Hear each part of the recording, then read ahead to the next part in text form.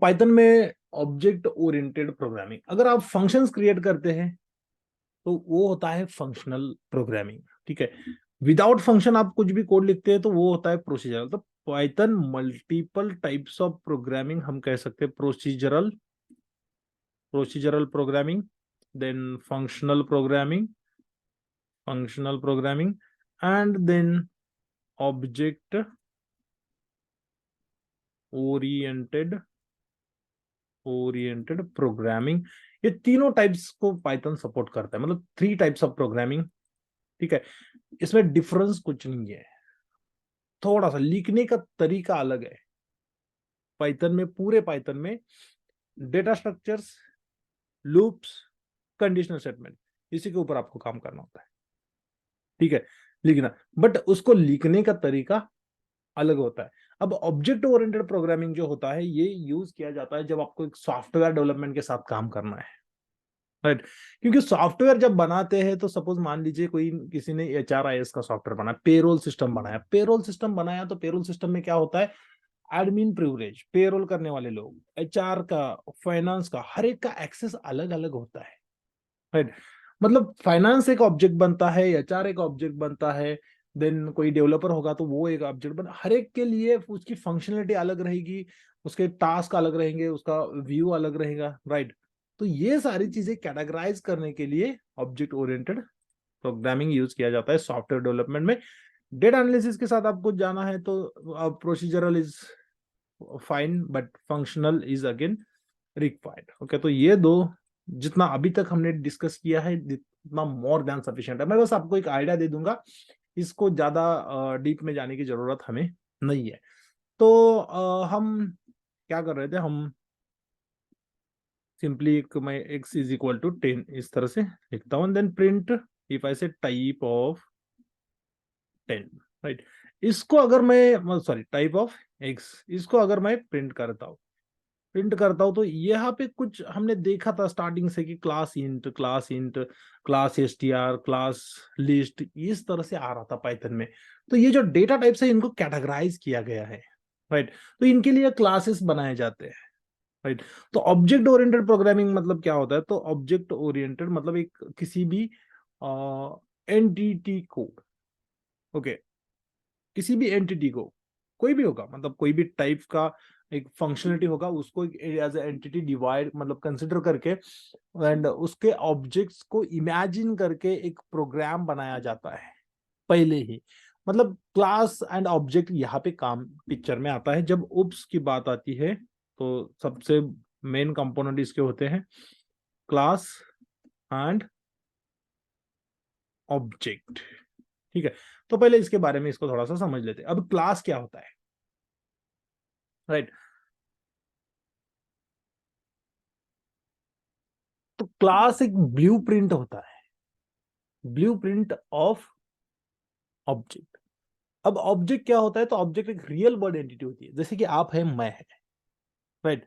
We are exist in the real world, हम लोग exist है, बट हम कौन सी कैटेगरी में आते हैं, तो हम पर्सन के कैटेगरी में आते हैं, राइट। कैटेगरीज तो ऐसे बहुत सारे हैं, एनिमल्स है, एनिमल्स को भी फर्दर डिवाइड किया है, पर्सन है, पर्सन को भी डिवाइड किया गया है मेन एंड वुमेन्स में, right. And then further classification होगा एज के अकॉर्डिंग, राइट। तो जैसे मतलब एक क्लासिफिकेशन, क्लास मतलब क्या होता है, क्लासिफिकेशन, किसी भी चीज का क्लासिफिकेशन। एक एक कंपनी है, एक कंपनी को क्लासिफाई किया जाता है डिपार्टमेंट्स में, डिपार्टमेंट्स को क्लासिफाई किया जाता है टीम्स में, टीम्स को क्लासिफाई किया जाएगा then further based on their roles and responsibilities के ऊपर, राइट। तो ये किसी भी चीज मतलब जैसे कि कोई भी कंसिडर कोई भी इमेजिनेशन आप कर लीजिए, वो वहां पे क्लासिफिकेशन होता ही है। अब उस टाइप का प्रोग्रामिंग, जैसे कि कंपनी है, उसमें HR डिपार्टमेंट होगा, फाइनेंस डिपार्टमेंट होगा, देन IT डिपार्टमेंट होगा, राइट। तो ये सारी चीजें क्लासिफाई की गई है। अब हर एक की फंक्शनलिटी आप एक ही फाइल में लिखोगे तो नहीं बनेगा, प्रोग्राम नहीं बनेगा आपका, उतना इफेक्टिव नहीं बना सकते। इसीलिए उन्होंने ये मतलब ये क्लास एंड ऑब्जेक्ट्स का कंसेप्ट पिक्चर में आया है। तो इसमें क्या होता है, इसमें आपको एक क्लास बनाना होता है। जैसे कि अब क्लास एक ब्लूप्रिंट होता है, तो मैंने लिखा यहाँ पे क्लास, सिंपल आपको लिखना है क्लास। एंड क्लास सबसे पहले हम क्या करते हैं, हम पर्सन नाम का एक क्लास बनाते हैं। अब पर्सन कौन है, क्या हमें पता है कौन पर्सन है? कोई भी हो सकता है, राइट। तो ये एक वर्चुअल एंटिटी, यहाँ पे पैरेंथेसिस, फंक्शन के लिए पैरेंथेसिस यूज करना होता है, क्लास के लिए नहीं। तो वर्चुअल एंटिटी होता है ये, वर्चुअल थिंग हम उसको कह सकते हैं। एंड देन आई कैन से पास, मैंने बस पास इतना ही क्लास का आपको डेफिनेशन लिखना होता है, ठीक है। थोड़ा सा ये डिफिकल्ट लग सकता है but it's not that much. तो मतलब ऐसा नहीं कि ये हमें यूजफुल है डेटा एनालिसिस में, डेटा एनालिसिस में इतना नहीं, बट कभी आपको ऐसा सिचुएशन आया कि ऐसा कोड दिखा, तो at least you should be able to understand what is this. इसके लिए ये एक इंट्रोडक्शन है बस, नहीं तो ये आई डोंट थिंक सो कि इसको कभी इसमें यूज करना होगा डेटा एनालिसिस में। बट ऑब्वियसली सॉफ्टवेयर डेवलपमेंट में ऑब्जेक्ट ओरिएंटेड ही रहेगा पूरा का पूरा। मैंने एक डिफाइन किया, कैटेगराइजेशन बनाया पर्सन का। अब पर्सन कौन है, कोई भी हो सकता है, आप हो सकते हैं, मैं हो सकता हूँ, राइट। तो लेट्स से अब क्या होता है, अब आपको इमेजिन करना होता है, ठीक है। एक क्लास है, मतलब एक पर्सन है, तो पर्सन क्या करता है, तो पर्सन खाएगा, राइट, घूमेगा, जो भी फंक्शनलिटी है वो उसका जो भी रोल रोल होगा, जैसे कि वो सिंगर है तो सिंगिंग करेगा, राइट, स्विमर है तो स्विमिंग करेगा। तो ये फंक्शनलिटीज होती है पर्सन की, राइट, ये फंक्शनलिटी होती है पर्सन की। अब हर एक पर्सन को कुछ ना कुछ नेम दिए हैं, मतलब कुछ ना कुछ उसके प्रॉपर्टीज होते हैं, उसके हाइट होगी, वेट होगा, देन मतलब और भी बहुत सारे उसका क्वालिफिकेशन होगा, राइट, उसका जॉब प्रोफाइल होगा, तो ये प्रॉपर्टीज होती है, राइट। अब इसके अंदर क्लास के अंदर क्या रहता है, तो क्लास के अंदर सिंपल से बताओ तो इसके अंदर रहेंगे आपके वेरिएबल्स, जिसको कहा जाता है एट्रीब्यूट्स, एंड मेथड्स। मेथड्स मतलब जो हम अभी तक फंक्शंस लिख रहे थे, उसी को क्लास के अंदर ऑब्जेक्ट ओरिएंटेड प्रोग्रामिंग में मेथड्स कहा जाता है, बस। इसके अलावा कुछ नहीं। उसके पहले, राइट, वेरिएबल से तो उसको वैल्यू असाइन करना है, फंक्शन है तो उसके अंदर फंक्शनलिटी आपको बिल्ड करनी है, राइट। एक फंक्शन है, कुछ भी टास्क को ऑपरेशन टास्क या फिर ऑपरेशन परफॉर्म करने के लिए हम फंक्शन बनाते हैं, तो उसी टाइप का अभी तक जितना सीखा है वो सब इसके अंदर रहेगा, क्लास के अंदर रहेगा, क्योंकि उसको कैटेगराइज करना है, क्लासीफाई करना है करके, ये क्लास एंड ऑब्जेक्ट्स का कंसेप्ट। अब एक पर्सन है तो पर्सन को क्या हो सकता है, नेम हो सकता है। नेम जो है, यहाँ पे मैंने suppose for example Brahma name दे दिया।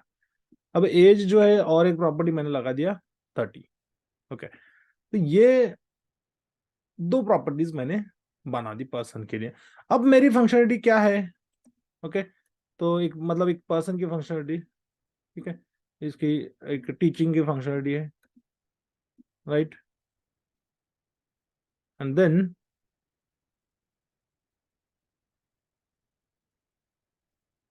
यहाँ पे मैं प्रिंट कर दूंगा,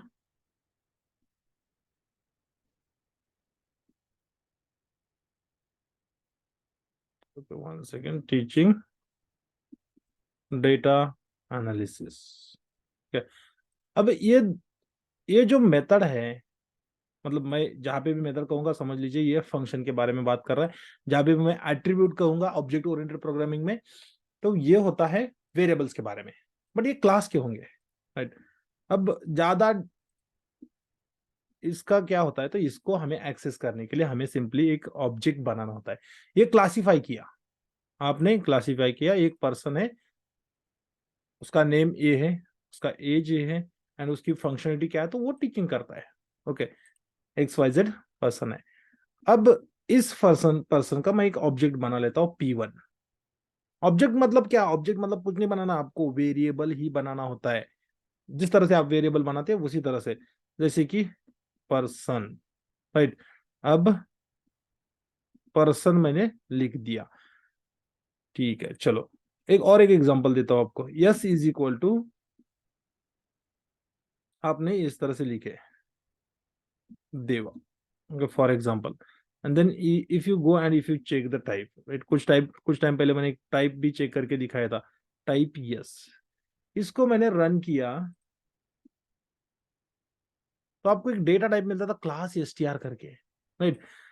अब ये जो एसटीआर है, ये इसी तरह से क्लास बना के उसके अंदर वो जो हम टेक्स्ट के मेथड्स कॉल कर रहे थे ना, एक str का एस बना के उसके ऊपर मेथड्स कॉल कर रहे थे, जैसे कि लेफ्ट होगा, स्ट्रिप होगा, राइट, स्ट्रिंग के मेथड से लेंथ होगा, लेंथ थोड़ा अलग से कॉल, मतलब उसके ऑब्जेक्ट के ऊपर हम कॉल नहीं करते थे, राइट। तो ये इस तरह से मेथड्स को हम कॉल करते थे, जो भी उसके मेथड्स थे, राइट का डेटा स्लाइस करने के लिए या फिर वाइट स्पेस रिमूव करने के लिए जो स्ट्रिंग है, तो वो मेथड्स क्लासिफाई करके, मतलब ऐसे क्लास बना के उसके अंदर लिखे हुए हैं प्रोग्रामिंग में, लिस्ट का एक क्लास बना के लिस्ट के अंदर लिखे हुए। अब सिमिलरली अगर मैं P1 का डेटा टाइप चेक करता हूं, ओके, सी इफ आई से print type of P1, right, अब सेम है, ये भी एक वेरिएबल है, P1 भी एक वेरिएबल है, ये भी एक वेरिएबल है।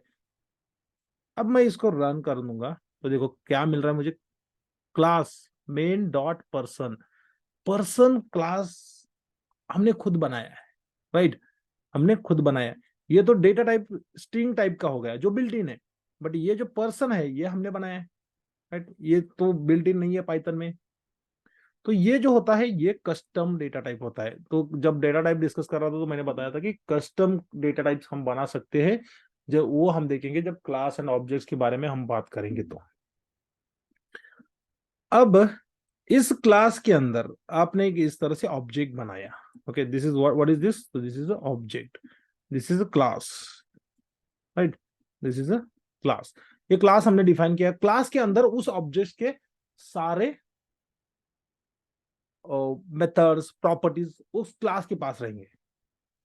बट अभी इसमें और एक प्रॉब्लम है, इसमें क्या प्रॉब्लम है, तो ये तो P1 है, चलो P1 का नेम ब्रह्मा है, पर्सन, पर्सन तो कोई भी हो सकता है, सागर भी हो सकता है, can be any any one.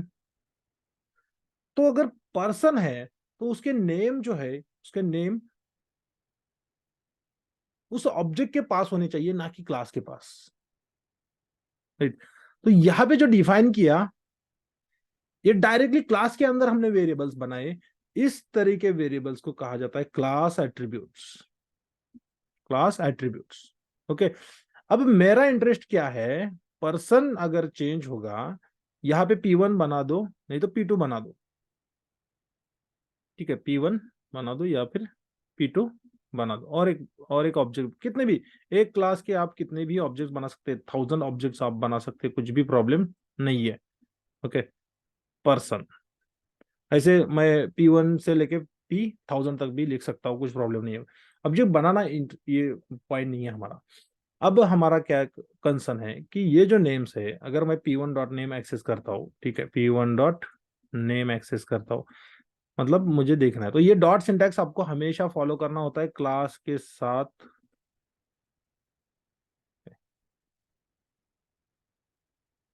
P1 dot name, right. इसको मैं प्रिंट करूंगा तो आपको वही नेम मिलेगा,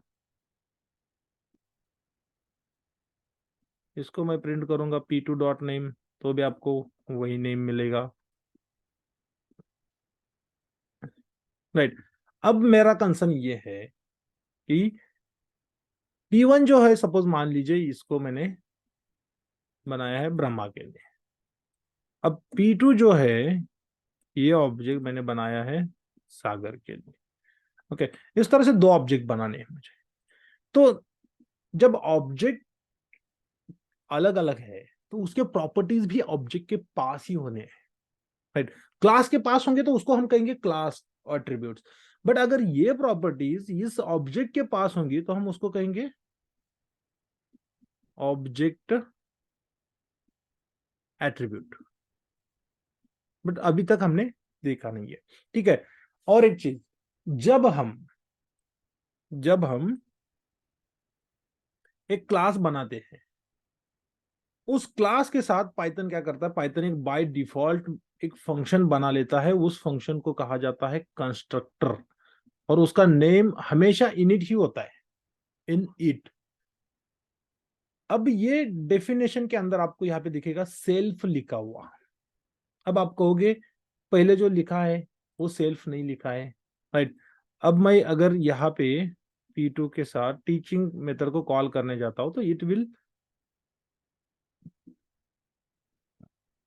इट विल थ्रोज एरर। ये क्या कहता है, पर्सन, देखो P2 मैंने कॉल क्या किया है, P2 डॉट टीचिंग, P2 क्या है, P2 ऑब्जेक्ट है, बट यहाँ पे देखो person dot teaching, right, type error, person dot teaching takes zero positional argument, इसके अंदर कोई भी आर्ग्यूमेंट नहीं है, ठीक है, बट वन वॉज गिवन, तो ये कह रहा है कि एक आर्ग्यूमेंट आपने, हमने तो दिया नहीं, आप कहोगे ये आया कहां से फिर, वन वॉज गिवन। तो जब हम, ठीक है, जब हम क्लास को इंस्टेंशिएट करते हैं, क्लास को इंस्टेंशिएट करते हैं मतलब हम उसका ऑब्जेक्ट बनाते हैं, एक क्लास हमने डिफाइन किया, उसके अंदर हमने कुछ प्रॉपर्टीज डिफाइन किया, कुछ ये मेथड डिफाइन किया, और जब हम उसको, उसका ऑब्जेक्ट बनाते हैं, तो वो जो ऑब्जेक्ट बनता है उसके साथ कोई भी मेथड आप कॉल करो, कोई भी फंक्शन कॉल करो, उस फंक्शन के साथ और उसके अंदर एक ऑब्जेक्ट पास होता है, तो यहाँ पे बाय डिफॉल्ट P2 पास हो रहा है। अब P2 अगर पास हो रहा है, तो कल हमने देखा था कि अगर हम फंक्शन बनाते हैं ना, उसके अंदर कोई आर्ग्यूमेंट पास कर रहे हैं, तो उस आर्ग्यूमेंट को रिसीव करने के लिए हमारे पास क्या होना चाहिए, एक वेरिएबल भी होना चाहिए जो मेथड के अंदर होगा। तो मैंने क्या किया, मैंने यहाँ पे सेल्फ नाम का, ये सेल्फ एज सच एक वर्ड है, कोई भी वर्ड है, यहाँ पे आपको आपको खुद का नाम भी लिख सकते हैं, ओके, मैंने यस लिखा, ABCD लिखो, XYZ लिखो, जो भी आपको लिख रहा है, एक वेरिएबल का नेम जैसे होता है वैसे ही यहाँ पे होता है, बट एक कन्वेंशन है कि सेल्फ पैरामीटर यहाँ पे यूज करना है। सेल्फ मतलब वो,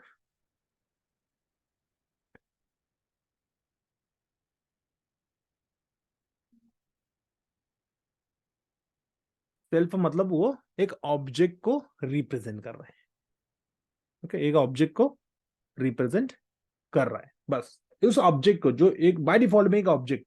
अभी इसमें क्या होता है, तो इसमें जो ये इनिट मेथड होता है, ये इसको कहा जाता है कंस्ट्रक्टर, कंस्ट्रक्टर कहा जाता है। अब ये कंस्ट्रक्टर जो है, ये कॉल कब होता है, it calls automatically, automatically call होता है व्हेन ऑब्जेक्ट इज क्रिएटेड, जब हम नया ऑब्जेक्ट क्रिएट करते हैं तो ये कॉल होता है। अब आप कहोगे कुछ दिखा तो नहीं कॉल होने के लिए, राइट, तो चलो मैं ये सबको हटा देता हूँ, कुछ प्रिंट भी नहीं कर रहा, इसके अंदर मैं एक प्रिंट स्टेटमेंट लिखता हूँ, प्रिंट, ओके, एंड इसके अंदर मैं प्रिंट के अंदर लिखता हूँ कंस्ट्रक्टर कॉल्ड, ठीक है, ये मैंने डेफिनेशन लिखा।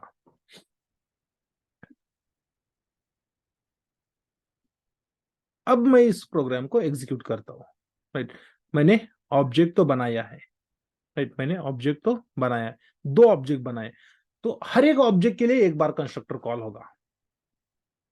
देखो कंस्ट्रक्टर कॉल्ड, कंस्ट्रक्टर कॉल्ड, क्या मैंने उस मेथड को कॉल किया है, मैन्युअली नहीं किया है, फिर भी ये आउटपुट मतलब ये एग्जीक्यूट हो रहा है, तो ये होता है कंस्ट्रक्टर।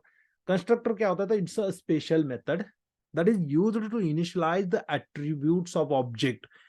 अभी आप कहोगे ये ऑब्जेक्ट्स के एट्रीब्यूट इनिशियलाइज करने के लिए कंस्ट्रक्टर यूज किया जाता है, मतलब कैसे यूज किया जाता है, ठीक है। अब इसमें क्या होता है, तो इसमें हम कहेंगे P1। अब P1 का जब ऑब्जेक्ट बनाया जाता है, तो ये जो डायरेक्ट क्लास के अंदर आप कोई भी वेरिएबल लिखोगे उसको क्लास एट्रीब्यूट कहा जाएगा, ठीक है। इसको मैं थोड़ा सा इसके ऊपर लिखता हूँ, इवन नॉट रिक्वायर्ड, बट ठीक है, चलो मैं लिख देता हूँ इस तरह से, इसको बाद में हटा दूंगा। बट ये जो है, ये क्लास के ऑब्जेक्ट्स है, एक ऑब्जेक्ट आप बनाओगे तो वो क्लास के भी एट्रीब्यूट एक्सेस कर सकता है एंड ऑब्जेक्ट्स के भी एट्रीब्यूट एक्सेस कर सकता है।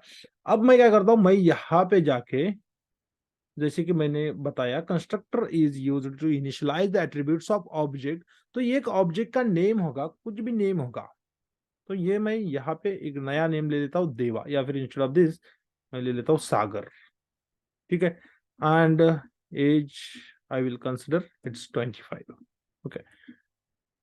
तो ये इस तरह से मैंने इनिशियलाइज तो किया, बट प्रॉब्लम क्या होता है, इसको ऑब्जेक्ट के साथ मैप नहीं होता, ये ऑटोमेटिकली मैप नहीं होता। क्यों, क्योंकि यहाँ पे आपको बताना होगा कि ये ऑब्जेक्ट का पैरामीटर है, तो नेम इज नॉट एक्सेस, ये अगर आप इस तरह से लिखोगे देन अगेन प्रॉब्लम है इसको एक्सेस करने में, ठीक है। तो मैं मतलब ये स्ट्रक्चर है ऑब्जेक्ट ओरिएंटेड का, स्ट्रक्चर ही है, इसी तरह से आपको प्रोग्रामिंग लिखना होगा। अब मैंने लिखा P1, ठीक है, अब मैं क्या करता हूँ P1 डॉट नेम एक्सेस करता हूँ, तो देखो कॉल क्या होगा,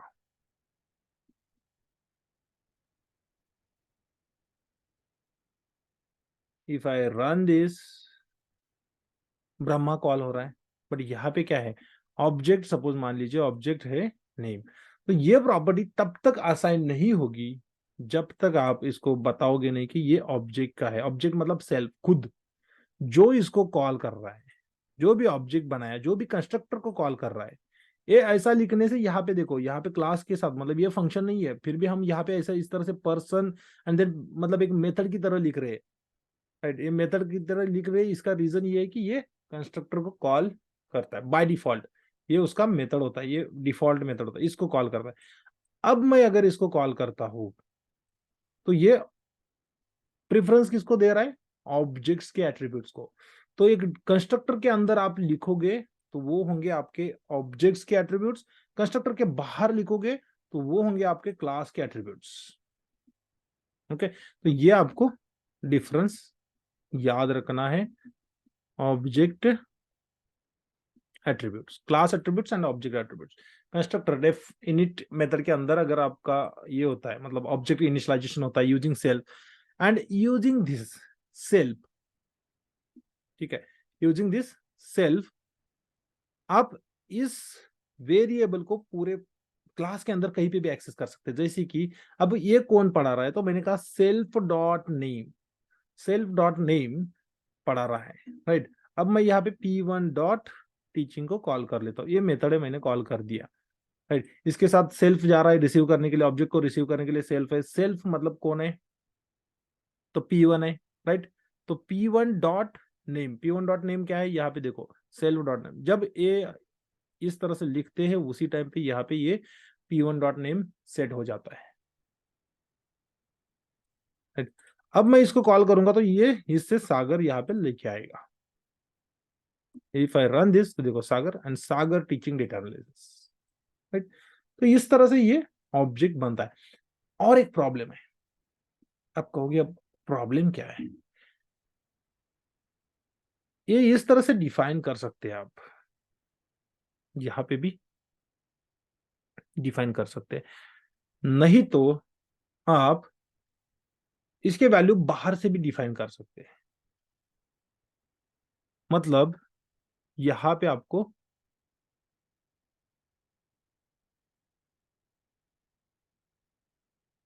लेट्स से लिख पास, ठीक है, यहाँ पे आपको किसी भी ऑब्जेक्ट का वैल्यूज को इनिशियलाइज नहीं कर रहा है।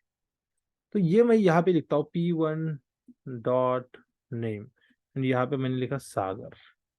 अब p1 का ऑब्जेक्ट है, बाहर भी आप वैल्यूज असाइन कर सकते हैं, बट आप हर एक एट्रीब्यूट्स के लिए कितनी बार इस तरह से p1 लिखोगे, p1 dot age is equal to 25, right. कितनी बार इस तरह से लिखोगे, हर एक ऑब्जेक्ट आपको, सपोज मान लीजिए 1000 ऑब्जेक्ट बनाने हैं, 1000 ऑब्जेक्ट के लिए आप 3 लाइंस का कोड लिखोगे, हर एक के प्रॉपर्टीज इस तरह से सेट करोगे तो आपका लाइन कितना बनेगा, 3000 लाइन का कोड बनेगा। ये नहीं चाहिए मुझे, राइट। ये सारे जो स्ट्रक्चर होते हैं, मतलब फंक्शंस क्यों बनाए, कोड रीयूजेबिलिटी के लिए, वैसे ही क्लास एंड ऑब्जेक्ट्स क्यों बनाया, क्लासिफाई करके अगेन उसके अंदर फंक्शन से जो जो हमें, मतलब ये क्लास एंड ऑब्जेक्ट्स भी कोड रीयूजेबिलिटी की फीचर्स प्रोवाइड करते हैं, ठीक है। तो वो किस तरह से बनते हैं, ठीक है। तो ये मैंने इस तरह से बनाया, अब भी मैं इसको कॉल करता हूं तो ये वही आउटपुट देगा मुझे, सागर टीचिंग डेटा एनालिसिस। अब इस टीचिंग को, मतलब यहाँ पे सेल्फ डॉट नेम आ रहा है, मैंने क्या नेम पास किया, यहाँ पे सेल्फ डॉट कुछ नहीं लिखा, बट ये जो है ना, ये object p1 dot name, self मतलब क्या होता है, उस ऑब्जेक्ट का नेम आता है यहाँ पे, राइट। p2 होगा, p2 के लिए आप अलग से प्रॉपर्टी सेट करो, ओके, ये मैंने 25। अब p2 के लिए मैं यहाँ पे दूसरा ऑब्जेक्ट बनाता हूँ, p2 is equal to, class तो वही है पर्सन, ठीक है, 1 second, person, then I will say p2 dot name is equal to Diva. अब ये क्लास एट्रीब्यूट का काम खत्म, ये बस आपको डिफरेंस दिखाने के लिए था, ये क्लास है, ये हमारा ऑब्जेक्ट बनाया देवा। अब इसको थोड़ा सा इसमें टेक्स्ट टाइप में, ठीक है। देन मैंने क्या किया, मैंने p2 डॉट टीचिंग को कॉल किया। हर एक ऑब्जेक्ट की प्रॉपर्टीज अलग है तो उसका नेम भी अलग आएगा। अब मैं रन करता हूं तो देखो, सागर टीचिंग डेटा एनालिसिस, देवा टीचिंग डेटा एनालिसिस। अब हर एक ऑब्जेक्ट के लिए इस तरह से कोड लिखना it's not a good idea. तो क्या करते हैं हम, ये जो ऑब्जेक्ट्स के एट्रीब्यूट्स है इसको यहाँ पे इनिशियलाइज कर देते हैं। Self dot name is equal to, इसलिए तो कहा था कि कंस्ट्रक्टर जो है ये यूज किया जाता है to initialise the attributes of objects, and यहाँ पे नेम ही लिखना है। बट ये नेम कहाँ से आएगा, तो नेम हम यहाँ पे पैरामीटर बना देंगे नेम का। वैसे ही यहाँ पे और एक बना देंगे सेल्फ डॉट एज, यहाँ पे भी हम एज का एक पैरामीटर बना देंगे। पैरामीटर जैसे आपने पास किया, यहाँ पे आपको फंक्शन के अंदर कंस्ट्रक्टर के अंदर उसका डिफिनेशन बनाना होगा, उसका एक वेरिएबल बनाना होगा, क्योंकि ये वेरिएबल्स यूज किए जाएंगे। यही एक मेथड है जो जब आप ऑब्जेक्ट बनाते हैं तो ये मेथड कॉल होता है। अब मेथड कॉल होता है तो इसके साथ कितने पैरामीटर्स है, खुद का एक, नेम का 2, एज का 3 पैरामीटर्स है, उसमें से 2 यूज किए। सेल्फ तो खुद के लिए है तो पास करने की जरूरत नहीं है सेल्फ के लिए, बस डेफिनेशन में लिख के रखना है, राइट। अब मुझे इतना सारा लिखने की जरूरत नहीं है ये। अब जिस तरह से हम एक पैरामीटर्स बना के आर्ग्यूमेंट्स पास करते थे, उसी तरह से आपको एक, ये जब क्लास मतलब क्लास का ऑब्जेक्ट बनाते हैं तो वो ही टाइम पे आपको वैल्यूज पास करने होते हैं। सागर 25, ओके, एंड देन उसके अंदर मेथड्स आप कॉल करो। यहाँ पे आई विल से देवा एंड 30, ओके। अब दूसरा ऑब्जेक्ट P2 डॉट टीचिंग, ठीक है, दूसरा ऑब्जेक्ट। अब मुझे ये जो 2 लाइंस का कोड था, जो यहाँ पे P1 dot name, P2 dot name, P3 dot name, ये लिखने की जरूरत नहीं है। मैंने ये इसको यहाँ पे एक ही बार में सेट कर दिया as attributes of objects in the constructor, उसको इनिशियलाइज करने के लिए यूज किया। अब self dot name, self dot age से उसको कहीं पे भी एक्सेस कर सकते हैं, ठीक है। And then if I run this, तो देखो वही आउटपुट मिल रहा है, बट नंबर ऑफ लाइंस जो लिखने की है जरूरत है वो कम है। तो ये होता है यूज ऑफ कंस्ट्रक्टर। तो ऑब्जेक्ट ओरिएंटेड में क्या क्या होता है, और क्लास होता है, object methods and attributes, methods मतलब फंक्शंस, एंड एट्रीब्यूट्स मतलब एट्रीब्यूट्स, ठीक है।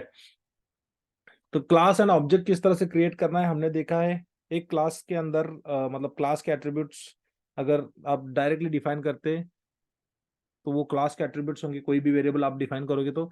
एंड कंस्ट्रक्टर के अंदर आप डिफाइन करोगे वेरिएबल्स तो वो होंगे ऑब्जेक्ट्स के एट्रीब्यूट्स, ठीक है। सेल्फ पैरामीटर बाय डिफॉल्ट होता है, आपको लिखना ही है। ऐसा नहीं कि यहाँ पे सेल्फ लिखना है, कोई भी वेरिएबल का नेम लिख दो, दैट इज फाइन, कोई भी वेरिएबल का। एंड अब आप इसका कितना भी ऑब्जेक्ट्स क्रिएट कर सकते हैं, then you can call the n number of methods. इसके अंदर जितने भी मेथड्स है, अभी ऐसा लिमिट नहीं है कि एक ही मेथड होगा, आप थाउजेंड्स ऑफ मेथड्स पर्सन के बना के रख सकते हैं, then you can call that methods with the help of objects. तो ये एक ऑब्जेक्ट ओरिएंटेड प्रोग्रामिंग होता है। अब और एक चीज होती है इसमें, इनहेरिटेंस, इनहेरिटेंस, ठीक है। अब इनहेरिटेंस क्या होता है, तो इनहेरिटेंस मतलब क्या होता है, 2 क्लास है, ठीक है, 2 क्लास के अंदर सेम फंक्शनलिटी अगर आपको बिल्ड करनी है। अब एक क्लास है पर्सन, पर्सन में से मैंने और एक फर्दर क्लासिफिकेशन करके मेन का बनाया। अब मेन के लिए भी यही प्रॉपर्टीज हो सकते हैं, राइट। नेम होगा, एज होगा, या फिर वुमन होगा तो भी होगा। Main can teach, woman can teach. अभी ये फंक्शनलिटी तो कॉमन है, फंक्शनलिटी तो कॉमन है। तो ये जो फंक्शनलिटी है इसको रीबिल्ड क्यों करना है, मतलब देखो मेन के लिए भी आप अगर जाके इस तरह से लिखोगे तो कुछ मतलब नहीं बनता। तो आपको मतलब ये स्ट्रक्चर ही बनाया है, और इसके कंसेप्ट जो होते हैं उसके, वो कोड रीयूजेबिलिटी के लिए ही होते हैं। तो इसको इनहेरिटेंस करना मतलब इनहेरिटेंस, इसके मेथड्स एंड प्रॉपर्टीज, जो पर्सन के मेथड्स एंड प्रॉपर्टीज है वो मेन को एज इट इज देने हैं, तो आपको ब्रैकेट में इस तरह से पर्सन लिखना होगा, खत्म। अब इसके बाद आप कुछ भी इंप्लीमेंट नहीं करो, ठीक है। अब हमने अभी तक ऑब्जेक्ट कौन किसका बना रहे थे, अभी तक ऑब्जेक्ट हम बना रहे थे पर्सन का। अब हम ऑब्जेक्ट बना सकते हैं मेन का, m1 is equal to men, and यहाँ पे मैंने लिखा मेन, ठीक है।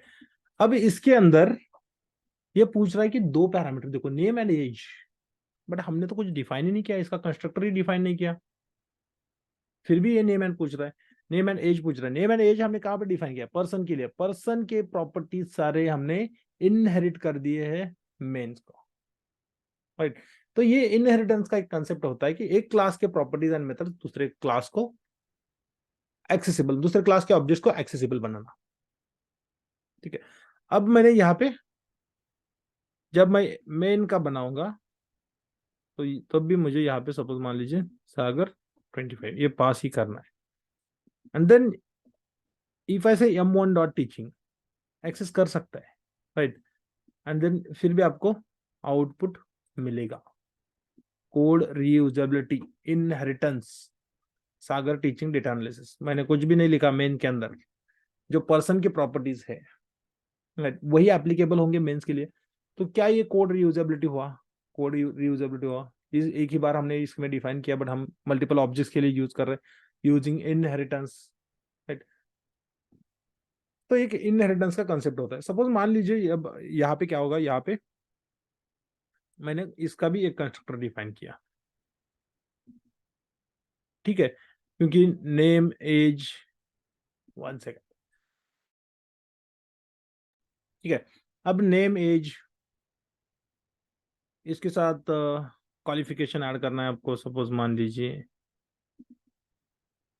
क्वालिफिकेशन ऐड करना है, तो ये आपको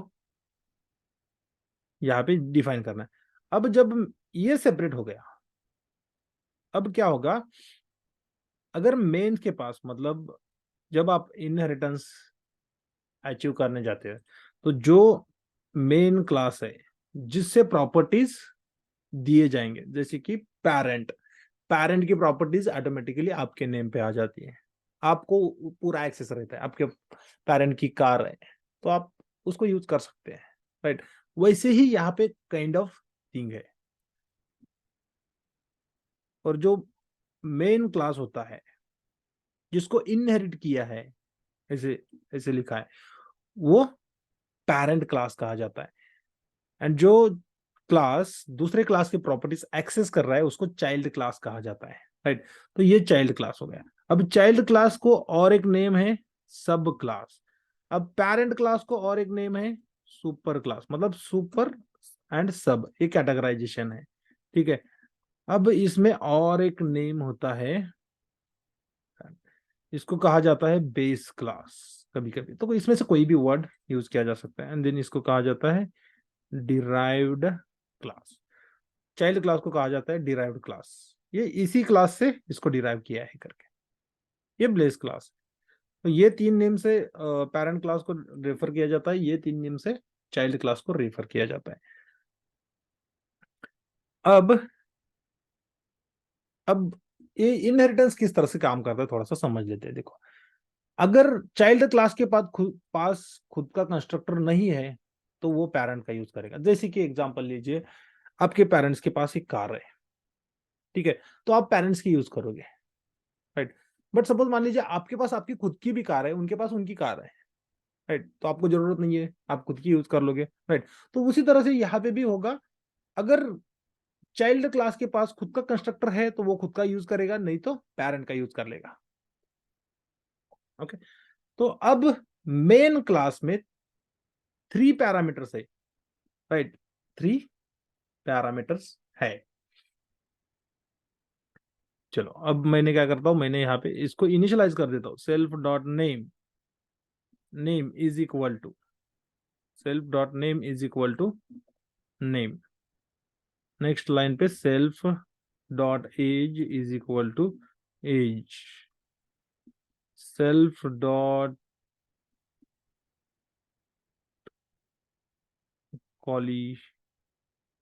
qualification is equal to qualification. तो मैंने इस तरह से पैरामीटर डिफाइन किया। अब कंस्ट्रक्टर कौन सा कॉल होगा? तो खुद का है तो खुद का कॉल होगा, नहीं तो पैरेंट का कॉल होगा। तो यहाँ पे जो होता है ये होता है मेथड ओवरराइडिंग, कंस्ट्रक्टर ओवरराइडिंग। आपके पास आपका है तो आप पेरेंट्स का यूज नहीं करोगे, मतलब आप आपके कार ने पेरेंट्स के कार को ओवरराइड कर लिया। इस तरह का मैकेनिज्म इसमें होता है। बस ये constructor overloading, over riding, method overriding, attribute overriding, ये पार्ट्स होते हैं। अब इसके पास खुद का नेम है, खुद का एज मतलब एज है, खुद का क्वालिफिकेशन है, तो वो वही होगा। एंड देन यहाँ पे मैंने लिखा ये बीटेक है, फॉर एग्जाम्पल बीई है। अब मैं टीचिंग को कॉल करता हूँ, मतलब एक टीचिंग मेथड को कॉल करता हूँ, तो देखो क्या हो रहा है, सागर टीचिंग डेटा एनालिसिस, राइट। ये मेन को मैंने कॉल किया है, एंड यहाँ पे सेल्फ डॉट नेम हमने डिक्लेयर किया। अब सेल्फ डॉट नेम यहाँ पे डिक्लेयर किया, तो हमने इसको ओवरराइड कर लिया। ओवरराइड कर लिया तो यहाँ पे self dot name object dot name, object क्या है तो मेन है, M1 है, M1 का नेम क्या है तो सागर है, तो ये automatically M1 dot name is equal to Sagar यहाँ पे आ जाता है। ऐसे M2 डॉट कोई और नेम दोगे तो M2 डॉट बन जाता है। तो ये सेल्फ कीवर्ड का यही यूज है कि उस ऑब्जेक्ट को रिप्रेजेंट करना, जो ऑब्जेक्ट उस स्पेसिफिक मेथड को कॉल कर रहा है, स्पेसिफिक एट्रीब्यूट्स को कॉल कर रहा है, वो ऑब्जेक्ट मतलब सेल्फ होता है। ठीक है, अब इसमें से सपोज मान लीजिए मुझे यहाँ पे इनिशियलाइज ही नहीं करना है इसको, ठीक है, यहाँ पे इसके इनिशियलाइजेशन नहीं करना है, इसको क्या करना है, तो इसको मुझे इसको असाइन करना है, राइट। तो जब हमने ये डिफाइन किया था तो तब एक सुपर करके आया था, वन सेकेंड, जैसे कि मैंने लिखा डेव इनिट, ये देखो सुपर अंडरस्कोर इनिट, अंडरस्कोर मतलब सुपर, सुपर मतलब parent class, right, parent class.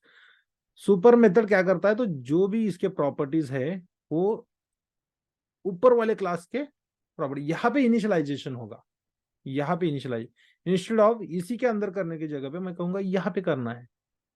अब ये छोड़ के इसके अंदर अगर आपने एक पैरामीटर ऐड किया क्वालिफिकेशन, तो क्वालिफिकेशन का इनिशियलाइजेशन यहाँ पे आप ऐड कर सकते हैं या फिर यहाँ पे भी कर सकते हैं, सेल्फ डॉट ये खुद के है करके qualification is equal to qualification, कैसा भी लिखो। अभी भी आप इसको रन करोगे तो वही आउटपुट मिलेगा। मतलब ये इस तरह से इनहेरिटेंस, इसके प्रॉपर्टीज सारे इसको देना है। बट पेरेंट्स की प्रॉपर्टीज आप इनिशियलाइज करना चाहते हैं चाइल्ड क्लास से, चाइल्ड क्लास का ऑब्जेक्ट बना के पेरेंट क्लास को प्रॉपर्टीज देना चाहते हो, तो आपको सुपर मेथड यूज करना होगा, आपको सुपर मेथड यूज करना होगा। बस इसका इतना ही सुपर मेथड का यूज है, बाकी कुछ इसमें वेरिएबल वगैरह पास नहीं करना है। सुपर मेथड मतलब चाइल्ड के जो भी प्रॉपर्टीज कंस्ट्रक्टर में आएंगे उन प्रॉपर्टीज को एज इट इज पेरेंट के पास भेजने के लिए सुपर मेथड का यूज करना है। ये जो बनेगा ये प्रॉपर्टी इसका ऑब्जेक्ट एक्सेस नहीं कर सकता, मतलब पर्सन के साथ इसका कुछ लेना देना नहीं, ये खुद की मेन की प्रॉपर्टी है। ओके, तो ये constructor inheritance and method inheritance. अब इनहेरिटेंस देखो, हम नॉर्मली यहाँ पे मेथड इनहेरिटेंस कर रहे हैं, राइट। मतलब एक कंस्ट्रक्टर भी क्या है, कंस्ट्रक्टर एक मेथड ही है। अब हम सपोज मान लीजिए यहाँ पे मैं खुद का एक टीचिंग मेथड बना लेता हूँ, मेन का सेल्फ सुपर डॉट टीचिंग। देखो ये बाय डिफॉल्ट ये हमें दे रहा है, बट ये मुझे ये वाला नहीं यूज करना है, ठीक है। यहाँ पे रिटर्न क्या लिखा है, सुपर डॉट टीचिंग, तो इसका आउटपुट मुझे यहाँ पे नहीं लिखना है, मैंने खुद का लिखना है। तो मैं यहाँ पे print and mens teaching method इस तरह से लिखा है, मेंस टीचिंग मेथड। अब मेथड ओवरराइडिंग किस तरह से होता है ये देखो, चाइल्ड के पास जैसे कि मैंने कहा खुद का होगा तो खुद का कॉल होगा, नहीं तो पेरेंट का कॉल होगा, राइट। टीचिंग मेथड है, सेम मेथड दोनों क्लास के अंदर है, तो जो खुद का मेथड है वो खुद का कॉल करेगा, नहीं तो पेरेंट का क्लास करेगा। जैसे कि मैंने कार का एग्जांपल दिया था, आपके पास आपकी कार है तो आप खुद की यूज करोगे, नहीं तो पेरेंट्स की यूज करोगे। तो ये उसी तरह से एक इनहेरिटेंस करके कंसेप्ट है पाइथन के अंदर। ये बस एक इंट्रोडक्शन देना था आपको ऑब्जेक्ट ओरिएंटेड प्रोग्रामिंग का, करके था, otherwise not required to dive into this for our purpose. अब ठीक है, अब इसमें और एक चीज होती है मॉडल्स का मतलब मॉड्यूल, पाइथन मॉड्यूल, ठीक है। तो पाइथन मॉड्यूल क्या होता है या फिर पाइथन लाइब्रेरी क्या होता है, इसके बारे में थोड़ा सा हम बात कर लेते हैं। क्योंकि हमने अभी कुछ टाइम पहले लिखा था इसे फ्रॉम, ओके, फ्रॉम एक पैकेज लिखा था मैंने, XYZ नाम का पैकेज था, ओके, मतलब फंक्शन टूल्स करके, एंड उसमें से मैंने कुछ तो इंपोर्ट किया था। अब मॉड्यूल्स क्या होता है, तो स्पेसिफिकली मॉड्यूल जो होते हैं एक पाइथन के फाइल्स ही होते हैं, एक पाइथन के फाइल्स ही होते हैं, ठीक है। मैंने क्या करना है, मैंने एक यहाँ पे वेरिएबल बनाना है, नेम इज इक्वल टू दीवा, एक फंक्शन बनाना है, डिफाइन एडिशन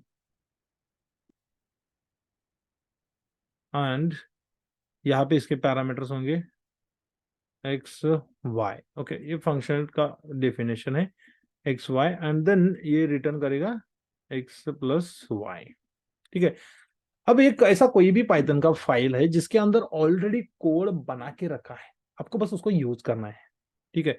ये होता है मतलब मॉड्यूल, ऑलरेडी लिख के रखा होता है, मतलब module is a file containing Python definition and statements.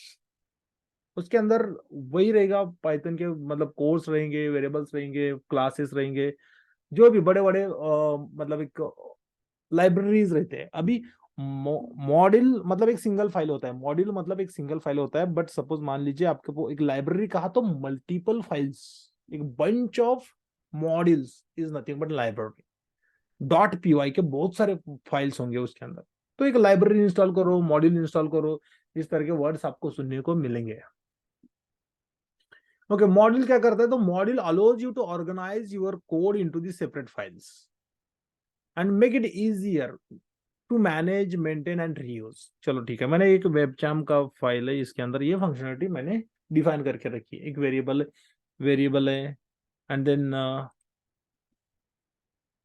इसको, चलो एक मैंने एक एग्जाम्पल के लिए मैंने इस तरह से एक एडिशन का फंक्शन है, वेरिएबल का कुछ नहीं है, वेरिएबल भी आप एक्सेस कर सकते हो, okay, it's not a matter, okay. तो module can define function classes and variable that can be used into another Python script और मॉड्यूल, ठीक है। तो इसको मैं दूसरे फाइल में यूज करना चाहता हूं, तो इफ आई से control N, if I say try to save, and I will say module, module नहीं दूसरा नाम यूज करता हूं मैं, wc.py, ओके, wc.py। अब मुझे क्या करना है, मुझे इसका फंक्शन जो है वो इसमें कॉल करना है। अब इस फाइल का फंक्शन इस फाइल में कॉल करना है, तो ये हमारे लिए बनता है मॉड्यूल। अब इस मॉड्यूल को मतलब वो सेम फोल्डर में है, ठीक है, तो उसको इंपोर्ट करना है, and then we can, I can say webcham, okay, इस फाइल को मैं इंपोर्ट कर रहा हूं। अब इंपोर्ट करने के बाद, राइट, वेबचैम्प एज WC, ओके, मैंने एज WC मतलब एक शॉर्ट। अब उस फाइल के, इस फाइल को मैंने WC नेम दिया।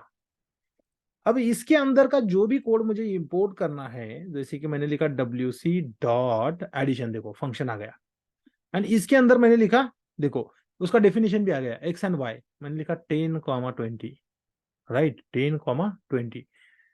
मैंने यहाँ पे कुछ लिखा है इस फाइल में नहीं, मैंने कोड लिखा है दूसरे फाइल में, मैं यूज कर रहा हूँ अनदर फाइल में। तो वो जो फाइल है ये मेरे लिए बन जाता है मॉड्यूल, पाइथन का मॉड्यूल, ठीक है। अब इसको मुझे प्रिंट करूंगा तो देखो आपको आउटपुट भी मिलेगा, ओके। अब मुझे WC को रन करना है, सो आई विल से py.wc.py, and if I run this, देखो 30 मिल रहा है, राइट, यहाँ पे 30 मिल रहा है। तो एक फाइल में कोड लिखा है, दूसरे फाइल में यूज कर सकते हैं, यस। एंड सॉफ्टवेयर में या फिर लाइब्रेरी जो हम इंस्टॉल करते हैं, राइट, कुछ टाइम पहले मैंने एक इसी तरह से मैंने कहीं भी दिया था कि हमने एक फंक्शन टूल इंपोर्ट किया था, अभी फ्रॉम भी यूज किया था, ठीक है। चलो फ्रॉम वाला भी मैं आपको बता देता हूँ कैसे होता है। तो मैंने क्या किया था, मैंने कुछ टाइम पहले इंपोर्ट किया था रिड्यूस क्लास, रिड्यूस मेथड को, राइट। तो let me try with this from webchamp, okay, import addition, मैंने इस तरह से लिखा, राइट। अब आपको थोड़ा सा यहाँ पे डिफरेंस ये लग रहा है, पहले मैंने इंपोर्ट किया और अब मैं लिख रहा हूं फ्रॉम वेबचैम्प इंपोर्ट एडिशन, ये क्या है? अब देखो, जब आप मॉड्यूल को इंपोर्ट करते हैं, ओके, मॉड्यूल को इंपोर्ट करते हैं, एंड मैंने इसको अलियास यूज किया है। अगर आप अलियास यूज नहीं करते तो मॉड्यूल नेम आपको यहाँ पे लिखना होगा वेबचैम्प डॉट एडिशन, ओके। उस मॉड्यूल के अंदर का मेथड को कॉल करने के लिए आपको ये सिंटैक्स यूज करना होगा। बट अगर आप फ्रॉम मॉड्यूल नेम इंपोर्ट कुछ मेथड को इंपोर्ट करते हैं तो आपको इस तरह से लिखने की जरूरत नहीं, आपको डायरेक्टली यहाँ पे लिखना होगा एडिशन एंड 10, 20, या फिर दूसरे वर्ड दूसरे नंबर से यूज करता हूँ 20, 30, ओके। एंड देन मैं डायरेक्टली इसको प्रिंट करता हूँ। अब आप कह रहे होंगे इसको प्रिंट क्यों कर रहे हैं? प्रिंट इसलिए कर रहा हूँ क्योंकि इसमें रिटर्न स्टेटमेंट है, प्रिंट नहीं है, राइट। अब मैं इसको रन करता हूँ तो दोनों मुझे आउटपुट दे देंगे, एक 30 रिटर्न कर रहा है, एक 50, एक 30 रिटर्न कर रहा है, एक 50 रिटर्न कर रहा है। कॉल करना मतलब फ्रॉम यूज करो या फिर इंपोर्ट यूज करो। फ्रॉम कब लिखना है? देखो यहाँ पे जब आप वेबचैम के ओवर माउस ओवर करते हैं तो आपको ऐसा लिखना है कि एक ही मेथड को कॉल करना है, पूरा का पूरा मॉड्यूल नहीं। इसके अंदर मैंने 1000 मेथड लिख के रखे हैं, उसमें से एक स्पेसिफिक मेथड को अगर आपको कॉल करना है तो आपको लिखना है फ्रॉम वेबचैम, उस मॉड्यूल से मुझे एक ही मेथड को कॉल करना है। अगर आप इंपोर्ट वेबचैम करोगे तो इसके अंदर जितने भी मेथड्स है वो सारे मेथड्स आ जाएंगे, सारे मेथड्स को यहाँ पे एक्सेस मिल जाएगा, राइट। बट स्पेसिफिक मेथड को इंपोर्ट करना है तो आपको इस तरह से लिखना है from webcham import that specific method.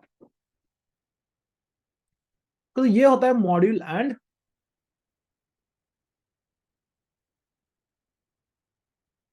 Module and libraries के बारे में। तो लाइब्रेरी मतलब क्या होता है? लाइब्रेरी मतलब मल्टीपल मॉड्यूल्स रहेंगे एक ही पैकेज के अंदर, वहां पे उसको हम कहेंगे लाइब्रेरीज, ठीक है। ऑलरेडी कोड लिख के रखा होता है, उसको बस हमें यूज करना होता है। एंड ये सारी चीजें सबसे ज्यादा ये इंपोर्ट एंड ऑल आपको देखने को मिलेगा, मतलब सारे फील्ड में। डेटा एनालिसिस में भी है, बहुत सारे पैकेजेस हमें इंपोर्ट करने होंगे, पंडास है, नंपाई है, मैटप्लॉटलिब है, ठीक है। तो ये से बहुत सारे कोड्स ऑलरेडी पाइथन में लिख के रखे हैं, बस हमें उसको यूज करना सीखना है, ओके। तो बस इतना ही था एक मॉड्यूल के बारे में बताना। And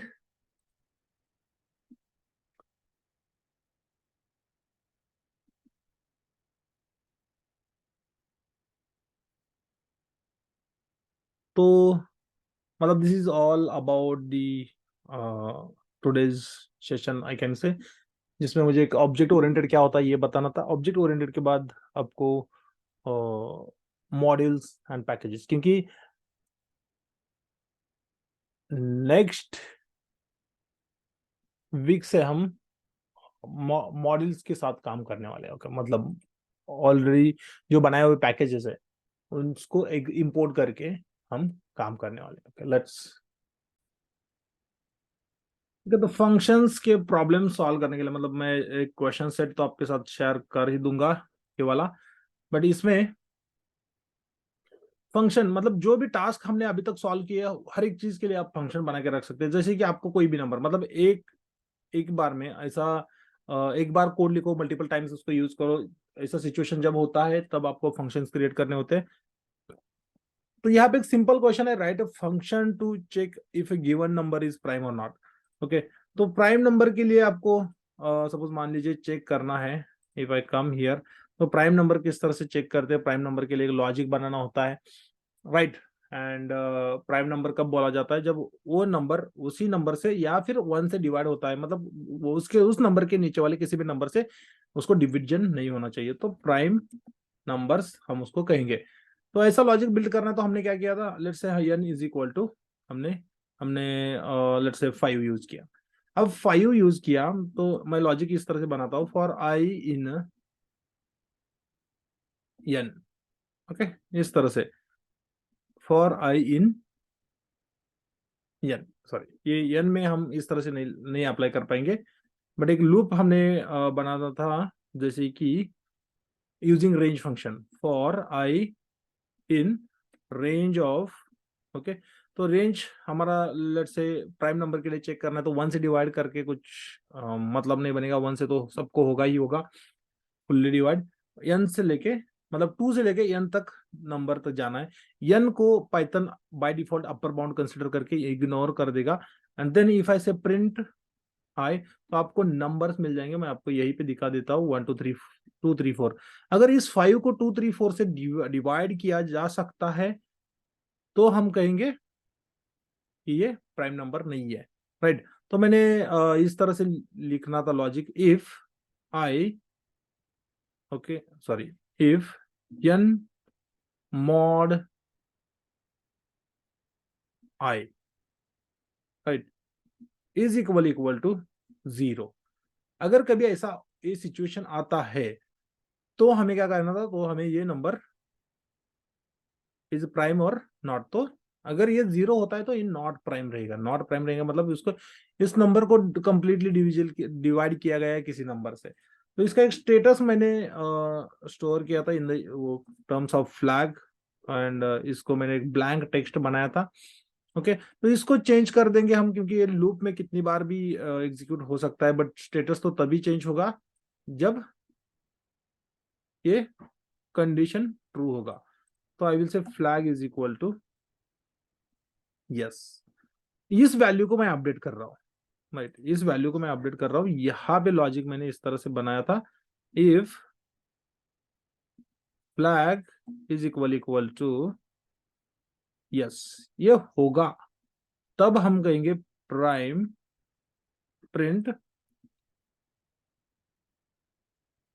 number is not prime, right.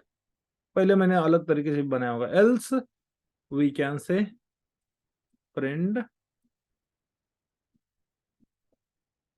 Number is sorry इस तरह से लिखना है, नंबर इज प्राइम। ओके एक फंक्शन मैं आपको बस बना के दिखा रहा हूं। अभी इसमें क्या होता था, तो इसमें हम n की वैल्यू मैन्युअली एंटर करते हैं, राइट। अब मैं इसको रन करूंगा तो it says number is prime. क्यों? क्योंकि किसी भी नंबर से डिवाइड नहीं हो रहा। अब इसकी जगह पे मैं 6 लगा देता हूं तो this is not a prime number, देखो नंबर इज नॉट प्राइम। अब इसकी जगह पे मैं 7 लगा देता हूँ, 7 is not divisible by any number, so it says number is prime, right. तो ये लॉजिक तो मेरा बन गया। अब मुझे क्या करना था, मुझे इसके लिए फंक्शन बनाना था। अब फंक्शन जब बनाना था तो मतलब हर टाइम जाके यहाँ पे नंबर नहीं, ऐसे चेंज करोगे तो अच्छा नहीं लगेगा, राइट। तो इसकी जगह पे मैंने क्या करना है, मैंने define and function is prime number status. Okay इस तरह से मैंने फंक्शन डिफाइन किया, बॉडी बना दिया। इसी कोड को आगे मूव कर दो, इंटेंडेशन में लगा दो एंड देन यहाँ पे n लिख दो। अब n क्या था, n आप मैन्युअली n की वैल्यू असाइन कर रहे थे, उसकी जगह पे हम क्या करेंगे, हम जब फंक्शन कॉल करेंगे तो उस फंक्शन को अंदर यहाँ पे वैल्यू लगा देंगे। वैसे n is equal to 10। Okay then मैं जितनी बार भी फंक्शन कॉल करूंगा यही कोड एग्जीक्यूट होगा अलग अलग नंबर्स के लिए, राइट। 13 एक मेरा प्राइम नहीं है, दूसरा मेरा प्राइम है। इफ आई रन दिस तो you can see that first one is not a prime, second one is a prime number, right. तो इस तरह से बस फंक्शन बनाने, अभी तक जो हमने देखा है वही करना है, बस उसको एक फंक्शन में लिखना है, that's it. And this is what the assignment I am going to share with you guys, ठीक है। तो इसको सॉल्व कर लीजिए and if you stuck anywhere please do let me know, मैं आपको बता दूंगा, ठीक है। तो this is about the functions, object oriented programming and all, जो भी हमने डिस्कस किया है उसके बारे में। Then modules in Python, okay. तो आगे से हम मॉड्यूल्स यूज करने वाले हैं करके मैंने एक आपको हिंट दिया है कि what is modules in Python. आज के लिए हम यहीं पे रुकते हैं।